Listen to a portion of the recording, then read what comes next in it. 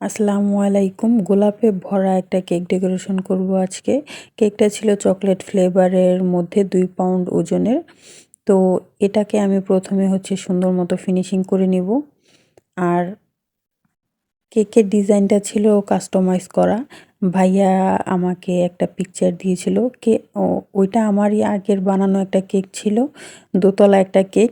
ভাইয়া বলেছিল এটার মতো করে দিবেন, শুধু 2 পাউন্ডের মধ্যে।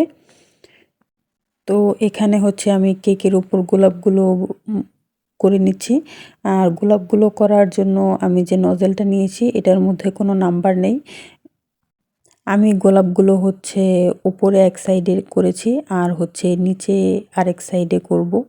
আর গোলাপ সবগুলো পিঙ্ক কালারের মধ্যে করেছি। তো ওইখানে আমার গোলাপগুলো করা শেষ। এখন আমি পাতা দিয়ে দিব গোলাপের সাইড দিয়ে। আর 2টা প্রজাপতি বসিয়ে দিব। পিকচারে ছিল একটু বড় টাইপের গোলাপ। তো এখানে আমি ভাইয়া যেটা লিখতে বলেছিল সেটা লিখে নিয়েছি, যেহেতু তার ওয়াইফের জন্মদিনের জন্য ছিল। আর এখানে নিচে আমি বর্ডার দিয়ে দিচ্ছি একটা পাইপিং ব্যাগ কেটে।